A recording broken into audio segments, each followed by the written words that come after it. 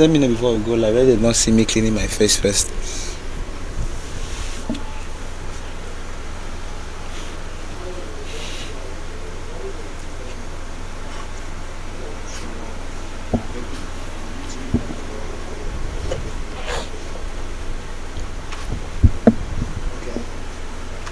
We good. Okay.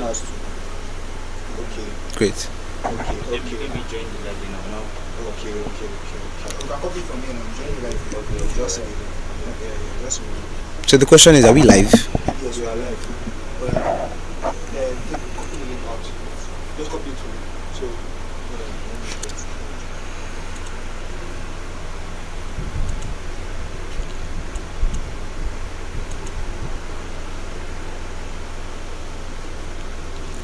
If there's any chance that this has to be more valuable than it was meant to be, is now, because people have waited 33 minutes for this already.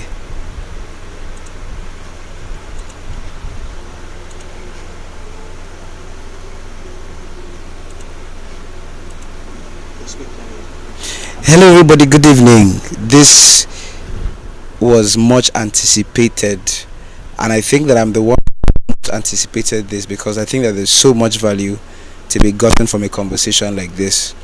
And you know already that the title of the conversation is Lessons from My First Sack Letter, and I'm hopeful that in the next hour that we'll be spending together, you'll be able to uncover super important.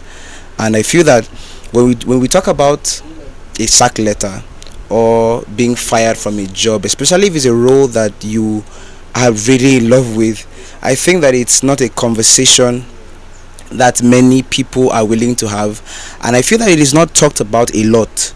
What you will often find is that people are excited to come on board. They are excited by the moment they get that offer letter. They're excited by the fact that they have a contract sitting in their mail.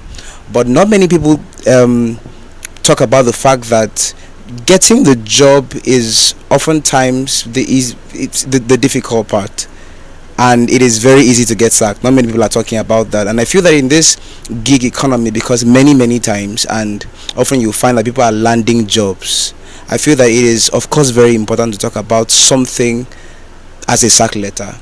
How would you handle it if that job that you are so proud of, like maybe you went to church to give a testimony about, you lose it?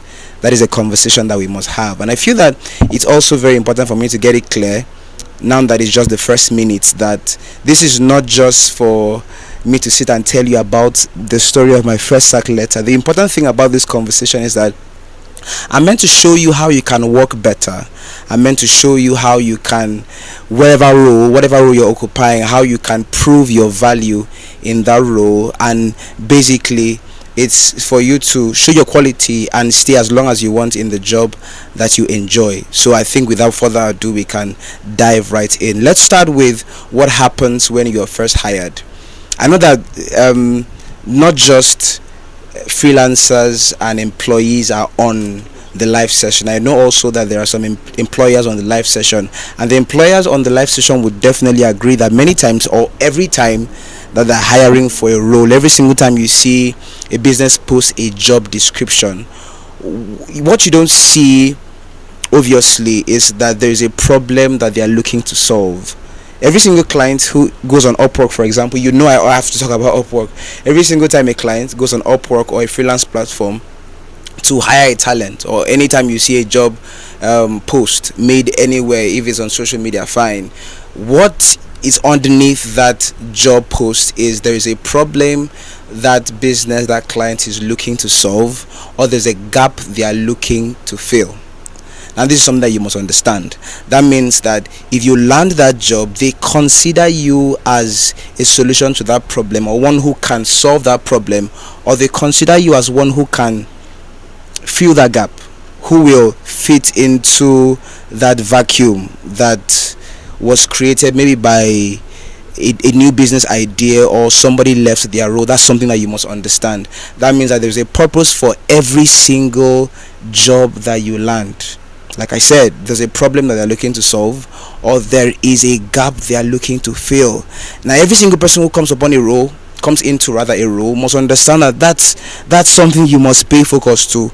It's great that you get hired for that job, but if you do not pay focus to this, then from the gates you are marring how successful you can be on that job. So I'll say it again.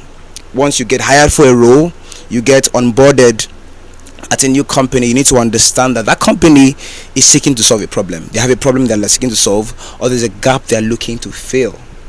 Now, every single employer, like I said on this call, or even the ones who are on this call, every single employer understands that businesses must do what businesses must do to thrive. And so when businesses hire, they are looking for a way to ensure that their businesses thrive. That means that for every single role that they're hiring for, what they look for, what too, is the employee, the new team member coming on to bring value to the team. Basically, they're looking for results. So results are what businesses are looking for. And this is the thing that you must understand, that if I am onboarded to a role, it's results that I must deliver. I said this 2 days ago. I was talking to a couple of students and I said that there's something called effort, and there's something called effort that brings results. And the fact that you're so busy at the company, your first day you're super busy, your first week you're super busy, your first month you're super busy, that you're working, you're sweating, it doesn't necessarily mean that you're meeting a target. The kind of effort that is appreciated by that new business or whatever business that you're a team member in is the kind that brings results. Like I said, every single time you get onboarded to a new role, get a new job, there's a problem they're looking to solve, there's a gap they're looking to fill, there are results that they're looking for. All right, so you must always ask that question. Okay, this new role that I have come into, what are the problems? What are the things that they're looking for? What are the expectations that must be met? That is something that many people ignore, and I think I can just take 1 minute to just address how many people ignore this.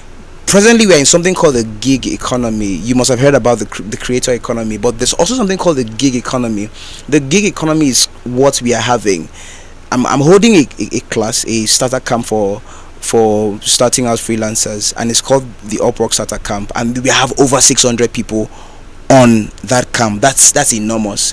That means that we have over 600 people who are have the expectation to land jobs. That's an example of what the gig economy is. Many people are coming to jobs, many people are taking on digital and tech skills, and many people are looking to get employed. That's the gig economy. Now, one thing you will find is that many people in the gig economy ignore the fact that when you're onboarded to a role, you're the people who actually gave you that contract, they're looking for results. That's something that they're looking forward to. So if you're a freelancer, you're a creator, whatever you are, you're an employee, that's something that you need to understand. So right from the gate, you must get clear what the expectations are. Now, there are a number of things that I want to talk about on the live conversation. And the first thing is, what do you do to build leverage from day one? Because it's very important. Like I said, this is not just so that I can tell you the story of my first sack letter or to help you build emotional intelligence to handle a sack. It's very important that we even talk about how it is that you can prevent even being sacked, because the goal of this conversation is to help place you at a level where you are at least indispensable on the job that you love to do, to keep you as long as you want doing the job that you love to do. So let's talk about it. How do you build leverage from day one? There are a number of things that you must consider, and I'll start by explaining something I call workplace indispensability, and it is built from day one. Something that you will find is that every single time a team member is onboarded, brought onto a new role, you may not know it, but also what happens is that you are assigned a label. I can even say every employee, new team member, freelancer that comes into a new team, you are assigned a label, whether you know it or not. Many times it's later that you come to find out that that is the label that you have been given. So what kinds of labels are we talking about? You come onto a team and they call you the lazy one. You come onto a team and they call you the one who is always late for meetings. You come onto a team and they call you the one who is always so bored, who is looking for something better to do with their time, or they call you that person who is there just for the money. Now, when we talk about building leverage from day one, it's about controlling that narrative. It's about controlling your future. It's about dictating the identity you are given from day one. Now, what kind of identity do you want to build from day one? You want to build an identity as somebody who is seen to understand the overall vision or expectation. You want to be seen as somebody who knows their role in that vision, knows what they're meant to do to fulfill expectation. And you also want to be somebody who knows what to do to fulfill the expectation. Those three things are very important. They're not the same things. Each of them leads to the other if you want to build leverage from day one. One, you need to understand the overall vision. That means that you understand why you were brought onto the team. Not just that, you understand what the business seeks to achieve, what the client is looking to get at the end of the day. Two, you understand your role in that business, whether you're a graphic designer, you're a writer, and many times you come onto a team and there are 5 writers who are there before you, there are 5 graphic designers who are there before you.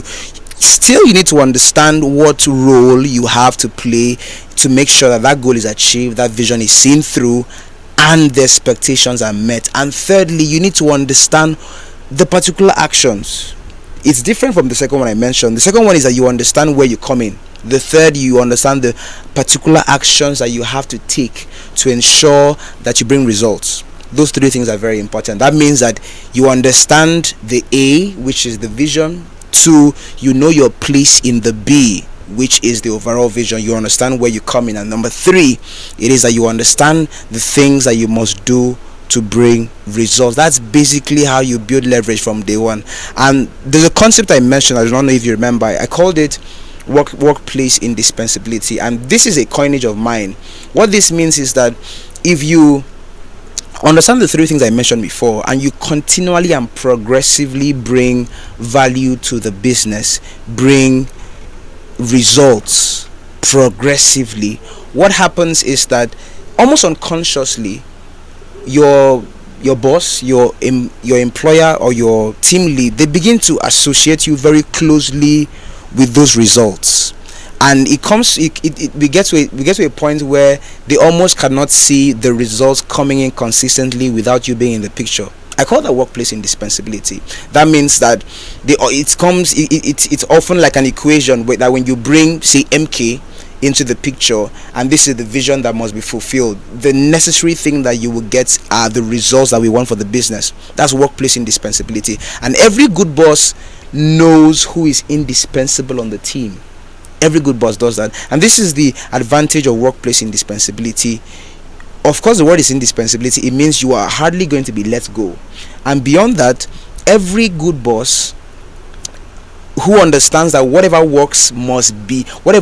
part of the machine works must be oiled so that it can keep working and producing results. What you're given is width at the end of the day. You're given, some people call it width, some people call it creative freedom, some people call it just room, leeway. That's something that happens to you. Many times you come onto a team and you find somebody who is given so much respect, and you wonder why. And it's not necessarily because they started the business with the boss, it's because of what they bring on board. And the thing is this, that like I said, many people ignore that. Many people are just happy to get on board, and they ignore, and the next thing that they do is to go land another job. And I know that I'm a freelancer myself, and many freelancers will feel bad about this, but I need to say this, that it is not about how many jobs you get on your plate at the end of the day. What is important is how much leverage you're building on each of those jobs. That's really, really important. How does each of the bosses see you? Because the truth is this, once you're not indispensable, it means you're dispensable and you can be let go. And at the end of the day, like I said, businesses will always do what is necessary for the business. So I want you to ask that question: how dispensable or indispensable are you in the role that you occupy? And if you're looking to build indispensability, it's super simple. Look for the results that are needed at the end of the day. And I need to clarify this, that it's not really about the mere effort. And maybe you need to write this somewhere, that businesses are not looking for mere effort. Businesses are not looking for people who can work hard per se. They're looking for people who can bring results. And this is something that you must think about. It's really important. Think about how many people can do the exact thing that you can do. And if you don't have an answer, I do have an answer for you. It's plenty. It's plenty. There are many people. No matter how you brand yourself, there are many people who can deliver as good as or even better than you can deliver. That's something you need to understand. But this is the thing. Also understand that many employers are better off not employing every time for the same role. It's easier, and I speak as an entrepreneur myself, it's easier to have somebody who delivers every time or most of the time and keep that person well oiled. It's easier that way. That way you spend less. You do not have HR or a hirer every single time undertaking interviews for that particular role. You know, you have somebody who is kind of like your go-to guy who always delivers at the end of the day. Some of you will call the person goat because he always deliver, he always turn up. That's who businesses are looking for. So think about those two concepts, those two scenarios. One, that many people can do the same thing that you can do. Two, because that is true, you, any job where you get, you need to hold it well, you need to hold it tight. And how do you do that? It's simple. Not just applying mere effort to the task that you're given, it's to deliver results. And this is something that an intelligent person will understand. Many times you don't even need to work as hard, because if you work smart and you work targetedly, you're working towards that particular vision. Many times you have the bullseye inside. There's no need to work as hard, and you just know the things that you have to do. And once you figure that out, know the action that you have to take to get the results progressively every time, you can even automate the process. What that means is that you don't need to always work as hard, because you have identified what you need to do, you know the steps that you need to take to progressively bring results. And it's just, that's when you can go on to get other jobs and still be productive on each one. If not, that sack letter I was given, I can just print two and send to you, because at the end of the day, that is what will happen. Because like I said, businesses are always looking for results. I want us to go on to the next thing. The next thing here that I have is how you can read the signs. So let's say that you do not take this advice and you go on to do the things that the normal things that you do. You just work as hard, or you don't even work hard at all. And then, because every single business owner who is not finding results, if they keep paying salary, they keep, say your workspace is on rent, and they keep paying rent, and they keep spending money to make sure that the business goes on, one thing that they're going to do is to make the decision to streamline. They'll make the decision to declutter. What that means is that every single thing that is not working, they'll get it out of the way. And if you're not working to bring results, you are something that necessarily has to be decluttered. So this is where we talk about reading the signs, because many times there are signs that sack letter is coming to you. There are many signs, and I'm just going to give you 10. All right, I have my trusty notes here, and I'm just going to read to you a number of them. And some of these things you know already. The first thing is, many times you begin to notice that there's a decrease in your workload. This is many times how you know that they are beginning to trust you less and less. So you're not bringing results, so why do they need to give you as many tasks as when you came in and they thought that you were bringing results? That's something that you first of all notice. There's a decrease in workload. Now the next sign is inverse of this. It is that there is a sudden hike in workload, almost as though they are trying to set you up to fail. And there are many businesses like that maybe the business owner doesn't know how to fire you, and what he does is to just suddenly just hike how many tasks the rate of the tasks that you have on your plate, just give you many things to do. And what that means is that because you're just one person, there's almost no way you're going to be able to deliver, and that sets you up for failure. And that way it's easier for them to sack you. The third thing is that you begin to notice a sense of reduced communication. This is the thing I know.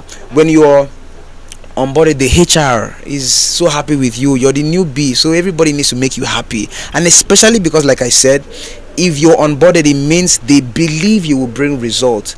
And how do you treat somebody you think will bring results that you need for your business? You keep the person happy. Now, if you notice that there's a sense of there's a state of reduced communication, like they don't, if they have to make decisions, you're not necessarily brought onto those meetings. That's a sign that if before you were part of conversations that would lead to critical decisions being made, and suddenly you're not invited to those meetings, you just hear that we had meeting, that's another sign. Now the next thing is that you find that many times your boss, your employer, HR maybe, they just invite you too often, and they talk about the slightest thing. They are dissatisfied with the slightest thing. That's also a very good sign. Now, something else that you have to note is that if there's increase in how scrutinized your work is, that's also another sign. Like I said, some bosses do not know how to do it, and so they just try to set you up for failure. And so if they look too deep into what you're doing, it means two things. One, they are trying to ensure that you still can be trusted, so they are trying to see how well you deliver. Now, secondly, if they are sure that you can't even deliver, they are looking forward to pointing out those things to you, so that once it is time to terminate your contract, it's justified that it was actually time to let you go. Now, this happens in some settings and not really in others. You find that you're excluded from social events. Maybe the team is going somewhere, because the thing is, many businesses who are properly structured, they know what will happen 2 months, and so if your sack is very close, they already see you as not being a part of the business, and so you find that you're excluded from not just meetings, those the serious stuff. You're also excluded from the things that don't exactly seem very serious, the social events and all. And it's this one is it's you're going to laugh about this one, but you find that somebody new is onboarded to play the exact same role you are playing. And this is very funny. Talking about my first sack letter, I remember this day that I was just designing, going by my work, and then I just said, because as a designer, I need to be sure that my designs are uploaded right and all. I went to our social media and I saw that there was a vacancy. There was a vacancy on our social media for the same role I was occupying, and because I had worked with them for like a month and two, I knew that they would not want to hire two designers. In fact, my boss already said it. One day my boss asked me, this first sack letter boss now, he asked me point blank, MK, are you tired of working here? And in some way it didn't sound like sack was closed, so I just said no. It was a bit, I had submitted something late and all, and then he asked that. And funny enough, that happened almost a month after that question was asked. I saw that he was going to be employing for the same role, and in fact, this was not even a design I did. So it was as though they were just doing the thing behind my back. Still not behind my back, because they posted it on social media. There's still a chance that I would see it. So that's something you need to watch out for. It means that they have almost lost hope in you and they're bringing somebody else to occupy that role. That's something you also have to look out for. Now, two things before I move on to the next thing is, if you notice that, say you occupied a higher position and suddenly there's a need for a change in work environment, that means it's close.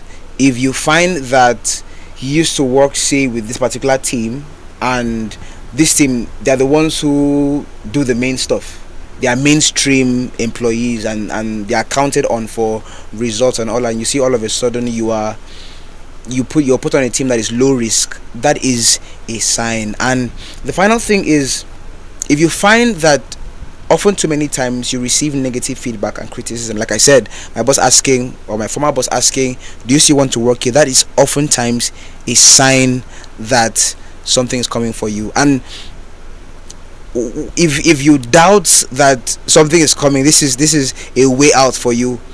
One thing that you must do, or you can do, is to have an honest conversation with whoever is in charge of employment. That could be human resource, that could be your boss, that could be your team lead. Many times, if it's a small business, it's going to be it's going to be your boss, your business owner. Other times, if it's a big business, you may seek counsel with a team lead whom you trust, or maybe just HR, to ask what is going on. If you have noticed any of those things, an honest conversation is oftentimes a step that you can take to just clear every single doubt. You ask, what is going on? I noticed that this is happening. What is going on? And in that conversation, you can ask for an evaluation of your work.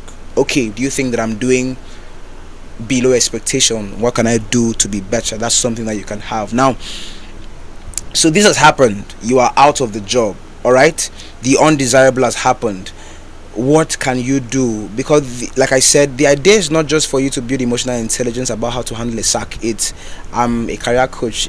I have very little to do with and all. So I'm going to show you what you can do to build from a sack, which is very important. Now, like I said, I'm not expecting that the students I teach, the people who listen to me, will lose the jobs that they love to do. They come off a role that they really, really put so much in. I'm not expecting that, but let's say the undesirable happens. What can you do? The first thing that you want to do is to be calm. It sounds like a very social studies thing to say, but that's the first thing you have to do. This is the moment that you have to be your calmest. Now, I remember something that my pastor and mentor, Pastor Christensen, says. He says that your employer merely lost you, and you have lost nothing, and of course something better is coming. And I'm going to speak in that light and say this, that the way I see it, especially if I made a post one time and I said that if you were not born into wealth and you do not know how to invest, your biggest asset is yourself. And many times we forget that even if we lose a job, we get sacked, we get sent off, we get laid off, a job that we really, really loved, we put so much in, at the end of the day, there are positives to be drawn out of that situation. And one of them is that you merely just let the job go, or they let you go. You just lost the job. You did not lose your skill set, and that is very intact. Now, one thing that you also must ensure you don't lose is your confidence. The fact that you lost a job does not mean that you're not a good designer, or you can't be a better designer. You're not exactly good at what you do. There are many things other than lack of skill that makes people get laid off. It's way beyond just skills. Sometimes attitude and the rest of the things. Now, that's the first positive you must understand, and be at your calmest. I still have my skill set. If I still have that same set of skills that I got to land that job, I have not lost it. Even if I have not grown a bit from that level, I still can, with those same skills, the same skill set, land another job like this one, or one that is even better. And this is the thing that we also must understand, that it is not the most qualified that lands jobs.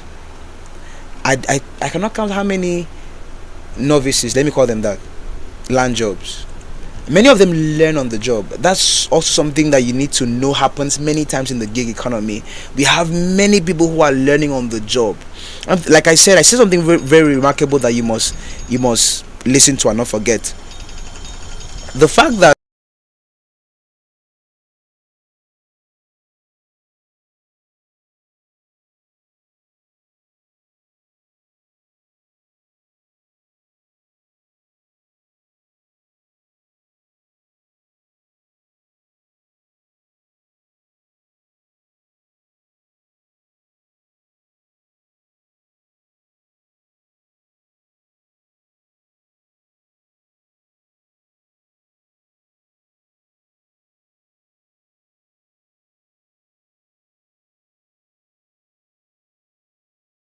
to find out why, which is super important. And this is not me asking you to find out why so that you can cry about it. Yes, you might be emotional because it might have been a job that you really liked, but this is you asking constructively why that happened, why the sack happened. Now, this is also why you need to ask why. It is because asking why helps you see what you had done wrong and how you can do better, which is the most important thing as a career person. As a career professional, this is something you must never ever ignore. What am I doing that is considered not doing well? Now, what can I do to be better? If you are able to have that conversation objectively, the thing is, whatever job you're going to land after that sack, you're going to be better. And like I said, because you've attended this webinar, there's a very great chance that you're going to be able to build workplace indispensability. So again, like I said, ask why. Now, where will you get sure answers from? Like I said, you can talk to your boss about it. Even after the sack, that's a conversation you can have. If you went through the sack letter and you find that there is no mention of what you did wrong to occasion the sack, something you can do is to seek audience with your boss. You can seek audience with your team lead, who most oftentimes knows, or seek audience with HR. Hey, I just need to understand what happened. I feel that I did great on the job. I feel that I was delivering at par, but I need to understand, why did this come? Why did the sack come? Now, if it is almost impossible for you to have that conversation with HR or whoever you need to have the conversation with, something that you can do is to, after you have felt the emotion of 5 days or more, one thing that you want to do is to just sit and clear your mind and have an objective retrospection. I'll say that again. Objective retrospection. When you're retrospecting, you're just thinking backwards. What happened? Now, the crucial word in that concept is how objective you must be. And this is as against being subjective.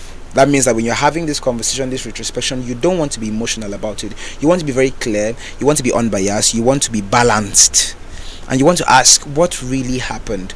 Leading on from when I got the job, what really happened? What trailed off? How was I not delivering as much as I was expected to? What really, where was the tipping point? That's what you want to ask and find out why. Like I said, asking why will help you know what you can do better, because you want to come off better from a sack. That's something that is undeniable. You don't want to be defined by it. Instead you want to come off better.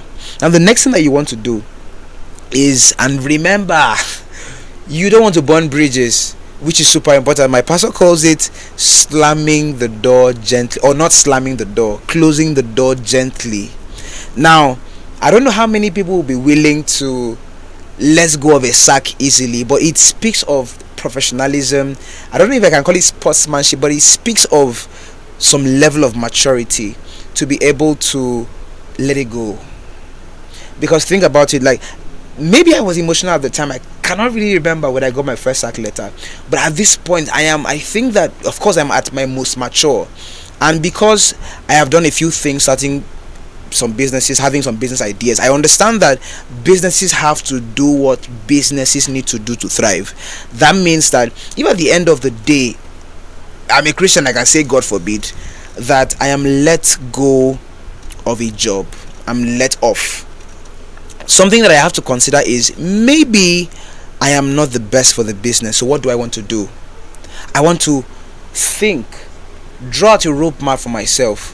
How do I get myself to the level that I am indispensable? How can I be the best thing for the new business that I am going to land, for the new role that I will land?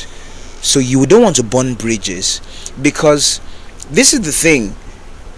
It may have been a very tough situation. You are at crossroads and all. You and your boss may not be at the best terms, but this is something you must understand. Your boss, who will often be alive 10 years from now, will have a role to play in your career journey. He is sitting on the board of somewhere. You still need him. And beyond that, you just want to be so genuine and altruistic. It's not the end of the world. You want to make sure that you still have that bridge. You've not slammed the door that you cannot open at the end of the day when you need to open it. That's something you want to do. Now, how do you necessarily build from a sack? This is the part of the conversation that I really am passionate about having. Let's talk about it. How do you want to build from a sack? Now, you've asked yourself why.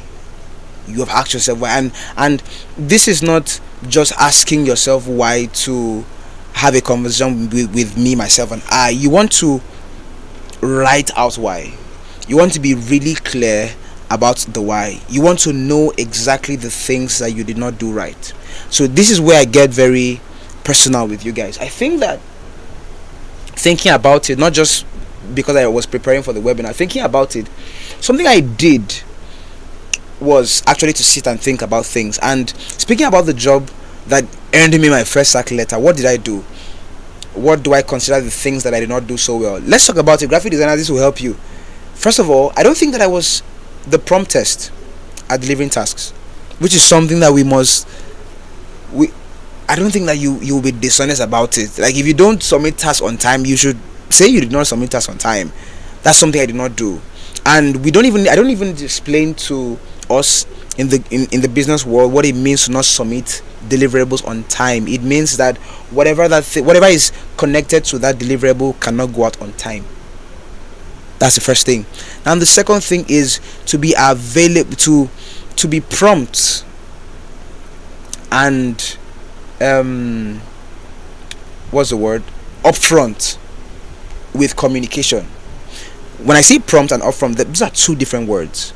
And let me just pause and explain how communication is important for a team. A team is an interconnected unit. That means that whatever this person does is important for this other person. Whatever this person does is important for this person and this other person. Everybody's role, oftentimes in a proper team, is interconnected. That means that you don't just need to deliver, you also need to be able to communicate promptly and upfront. If you communicate promptly, you're communicating on time. If you say it upfront, it means that maybe from today you're able to tell that design that is needed on Monday, I will be unable to deliver it. Upfront communication means that today I've said something about it, and my boss, who is of course really it's the work that needs to be done is critical, so he looks for another way. Now, also, what you want to do as somebody who thinks upfront is to not just throw the problem out there. You also want to offer solution. This is about building indispensability. If you mention that upfront, that this is the current problem, hey, my laptop has this issue, I will be unavailable because I have to travel somewhere, this or that. Something you must necessarily attach to that conversation about the problem is, hey, this is something that we can do. This is something that we can do instead. I know that I'll be unavailable for 2 days, but I have made sure that the designs that are needed for 2 weeks ahead, or the 2 days that I will be unavailable, are done. So now that I still have this 1 day, 2 days, so why don't we go over all of the designs, whatever corrections need to be made, whatever revisions must be done, let's do them. I don't think I was that great, and let's talk about it. It was my first job, and let me also mention that first job was in my final year in school, and I was writing my final exams. So cut me some slack. I tried. On that job, I should mention that I was doing over 50 designs monthly. So I sat down and I drew that picture out, and I was able to tell that, hey, I don't think that the boss is the worst person in the world. Come on, I was almost, maybe in some ways I was hurting his business, and he just had to make the tough decision. Like I said, not the worst person himself, not the worst person myself, but he just had to make a business decision so that his business will thrive. And that's something that I have to understand as a career professional. So the first thing I said, building from a stack, is you want to outline the things that you did not do so well. Why? Not necessarily because you want to apply to that company again or you want to send them an apology, but because you want to build on your career journey. You want to build your skill. Let's talk about it. When we talk about skill set as a career professional, as a career person, we don't just mean the hard skills, the technical skills. The graphic designer knows how to design, he knows how to create brand identities. Those are technical skills. We are talking about soft skills as well. For example, do you know that upfront communication is something that many people don't know? The fact that even when you're communicating upfront, you also want to attach a solution to it. That's something that many people don't know. And these things oftentimes come not just when you take a course, it also comes when you retrospect. When you think about it, what did I not do well? And you think progressively and say, what could I have done? Or now that it has happened, if I am in a similar situation on a new job, what can I do to be better? Asking why. The next thing you want to do is you want to build towards gaining career clarity.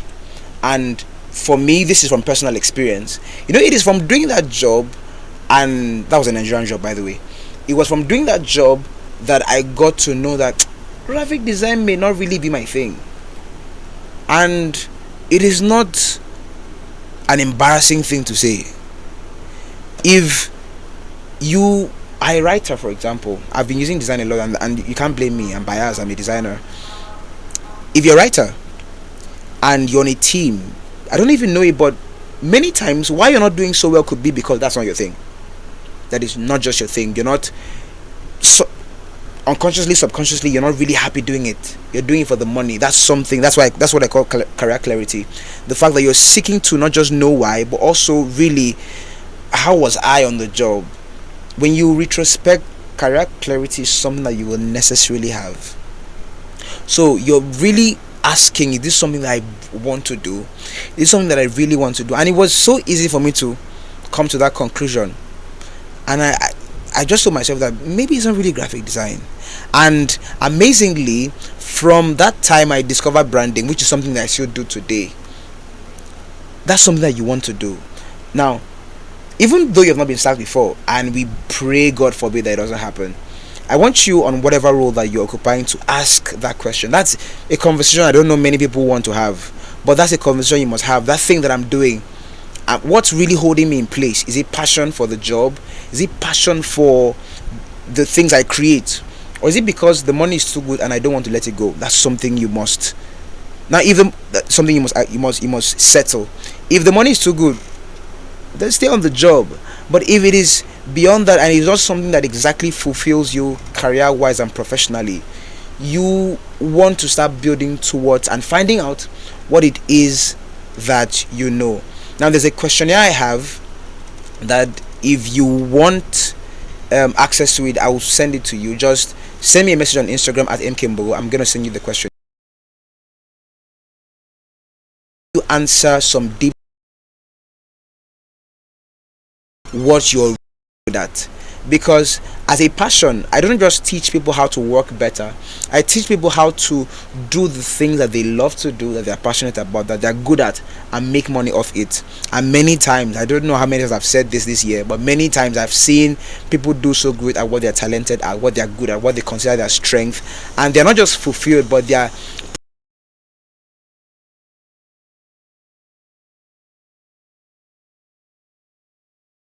about it. Career clarity wise, what do I need? What am I really working at something that I'm good at? That's something you need to find out. And for me, like I said, that's how I was able to tell that designing flyers is not really my thing. What really is my thing is building strategies for businesses, working with business owners to craft something really solid in terms of representation and identity for that business. I have loved it right from when I started, and I still love it today.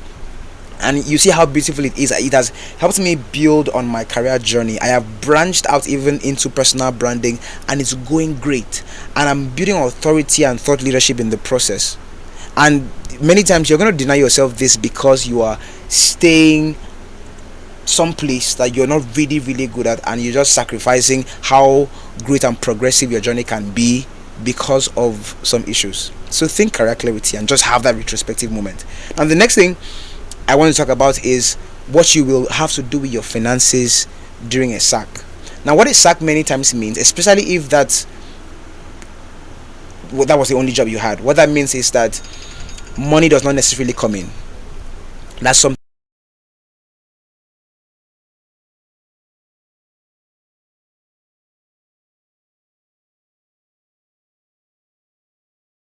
In terms of how much I'm making or how much I've made so far, my savings, how much is it? $1,000, $500, 500,000. How much do I have at the moment? And you have to think wisely. Okay, what does 500,000 naira means for me in terms of my monthly expenditure? That's something you have to ask. Now, I don't know if I need to say this, but if you have 500,000 naira in the bank and you just lost a good paying job, I don't think that is the time for you to be spending to prove to your boss that you still can live a good life. What you want to do is to do the wise thing and do a proper budget. Now, you're not ignoring the fact that you can get another job. No, you are saying that this is a moment that calls for this proper budget analysis, and you're just doing what needs to be done.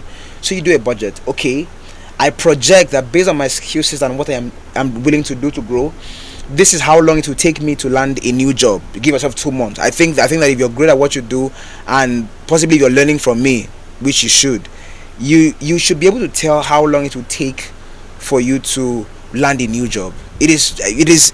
Don't forget that I'm calling this a gig economy. It is not the most difficult thing to land a new job. What is even more difficult is staying on a job and not getting sacked. So you want to do that budgeting. You want to find out how much it is you have, how much you need to spend, and importantly, how long it will take you for you to land a new job. And do not forget this. Except you, for example, you land an hourly job on maybe Upwork, for example. I always talk about Upwork. You land an hourly job on Upwork which pays weekly, or you land a job with a client who is willing to also pay weekly off Upwork. What you want to do is to find out how long from now, when I land the job, to the compensation day. That's when I'll be paid the salary. That's also something you want to put into that time period when you will not have any revenue exactly coming in. Also, something that I must mention is that many times people look at their savings as a survival ticket, which is very wrong. As a career professional, especially if you're learning it right, and you're doing it right, what you think, if you, this is the amount of money that you have, this is not just a survival ticket. It's not just for subsistence and sustenance. It's also for profit. That means that out of the money that you have to see in that amount what can be spent to lead directly towards landing you a new job. For example, I'll talk about myself. I currently write on LinkedIn. So let's say if I lose a job, what I want to do is, do I ask myself some questions? What are the things that I can spend on that would land me a new job? For example, do I need to get a camera so that I can shoot more content? Do I want to get a mic so that I will include video and audio content to what I post on social media? Why? Because that increases visibility for me as a freelancer, and that can help me land a new job. Those are questions you have to ask. So it is not just a survival ticket, the amount of money that you have. It is something you can build on for profit. That's also something that you must see that amount as. And why I wanted to talk about your finance during a sack period is because many people just jump into panic like all hope is lost. Many times, especially if you're a wise person, which I have to say, you spend and you save. And I have to mention my pastor because I learned a lot from the man. He says this, that the person who saves, he builds for himself saving power. And I have to say is that before that time, I did not even, I never did. This was in the teaching Increase, which is my favorite teaching, that the person who saves builds saving power. Now, I call him Dad. Dad says, when you build saving power, it is also called staying power. For whatever time that you need, that revenue may not come in, saving power or savings will be for you staying power. And many times we do the projection, maybe according to data and how much ability we think that we have, but we also need to know this, that it may not come on the second month, may not come on the first month, it may come on the third month. But when you have proper savings, what you have is staying power. Now, the next thing that I want to say is this: even if you don't land that dream job after you just got a sack, what you necessarily have to do is to look for a way to diversify. If you don't get a full-time job, what other ways can you earn? That's something. And I don't think you have to think about this when you are sacked. You don't have to think about this when you're sacked. You also want to think about this even while you're on the job, because I know that I run a risk of saying that you may be sacked when you're not doing so well on the job. Many times it could be because you're not doing up to par. You're doing well, but not just up to par. And maybe the company wants to hire somebody who is way better than you. You're not doing badly, but you're not just doing as much as they want. That's also something that can happen. So what you want to do is, even if you're doing great on that job, bringing results, you want to be wise enough to diversify, build for yourself other streams of income.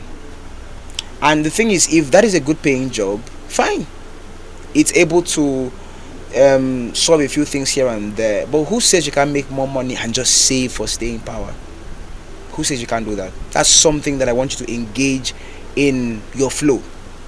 You're looking for other ways to make more money. For example, you can create stuff and sell. If you're an artist, for example, a 3D artist, what you can do is to, while you're working for this company full time, you can just create something on the side and sell. And that, I think that's the amazing thing about being a creator. For example, I'm a creator myself. If I create a digital product, that digital product, if it is on seller, for example, it's there and I get paid every single time somebody buys. Now, that's automated earnings because it's there. Once somebody makes a payment, maybe seller takes their commission, and I just get the money deposited into my account. Or let's say I have some people working with me as ambassadors for the course, or somebody who is helping me sell the course. The person gets his commission, and then I get paid at the end of the day. When you dualize your your revenue sources or revenue streams like that, what you are doing for yourself is you're building a level of financial authority such that no one stream, no one channel of income can hold you ransom. No one job is that important to hold you ransom. I need to say that. No one job is that important. Now, the final thing that I want to say about this, building from a sack, is lemonades from lemons. It just made sense to call it that. And what I want to say about this is that positive things can come from the seemingly negative thing called a sack. Positive things can come from it. For example, who knew that a webinar could be hosted after being sacked? That's one positive thing that you can take from my entire story. Positive things can come from that so-called negative thing called a sack.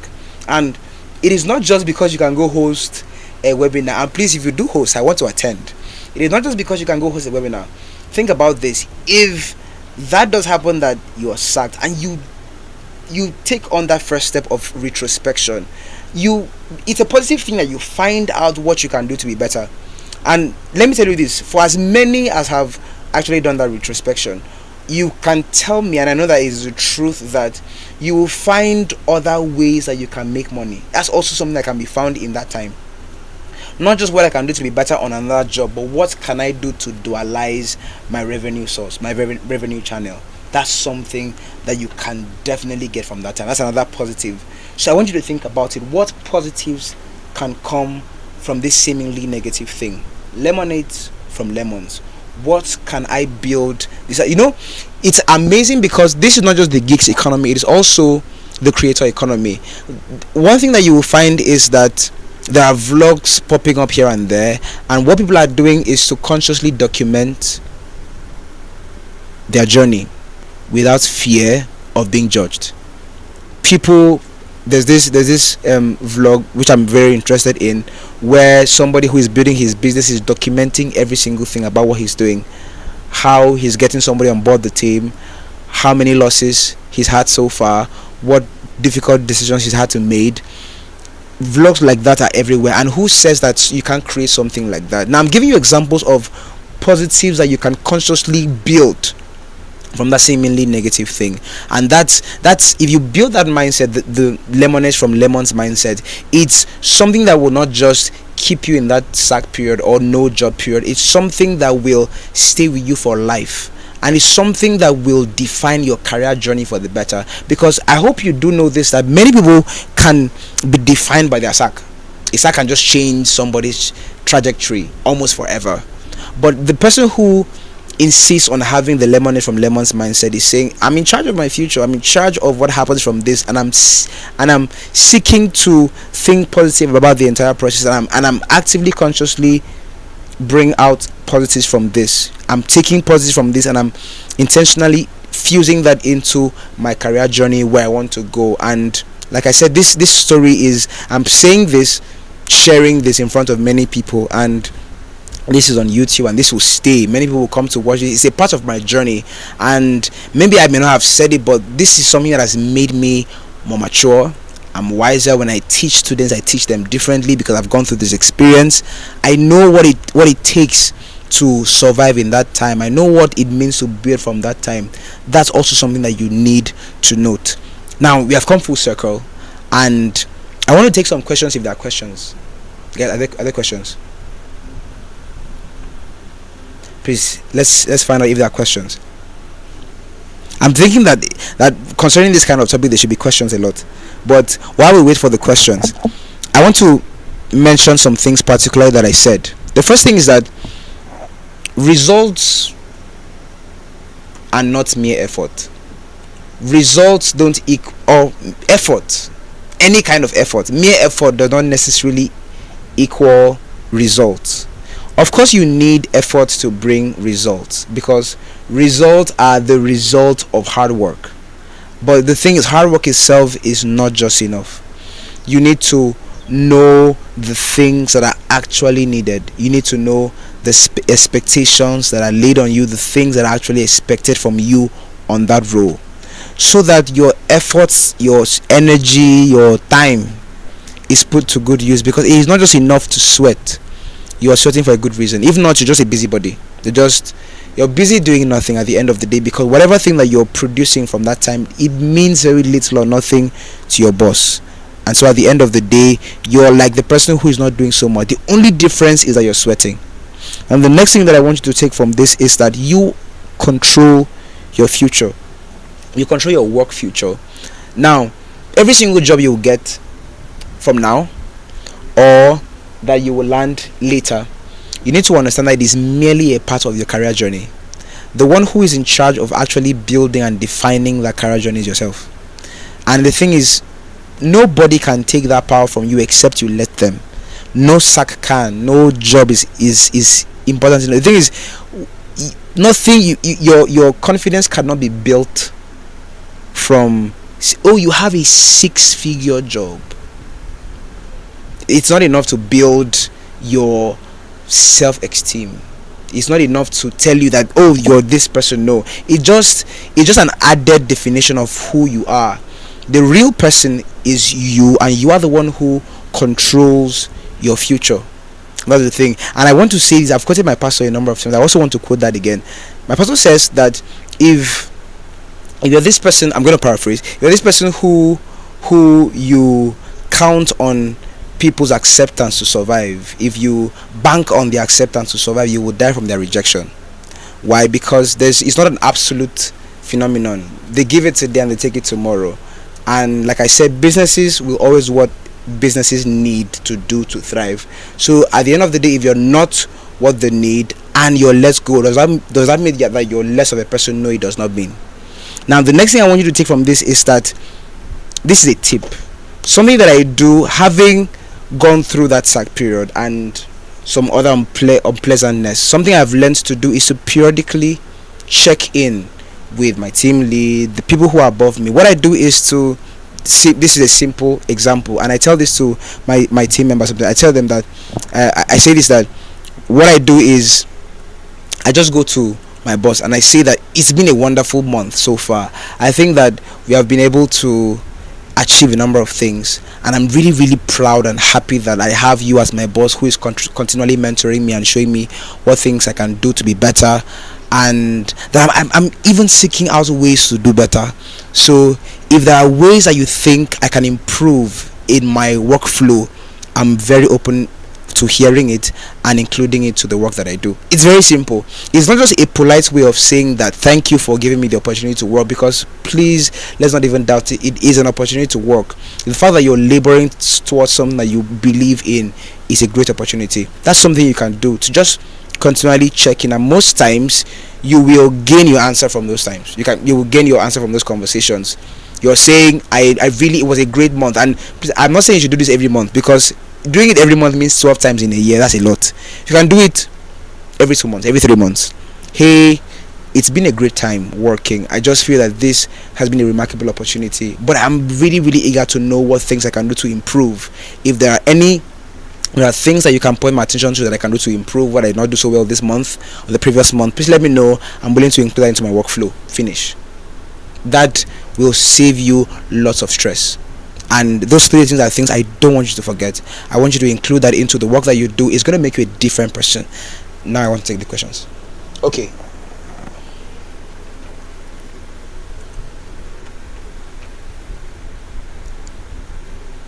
Okay. So I'm just going to go through a number of the comments. Thank you so much, everybody. Yes. So I see lots and lots of engagements here. Thank you, everybody. Yes, Peace says efforts are different. There's effort that brings results. Yes. And Jennifer says get clear on the expectations that are on you. Super correct. Okay. Yes, Jennifer Emeka says your biggest asset is yourself. You are right. Okay, so T-Bell says, please can you recap a bit on the novice learning on the job?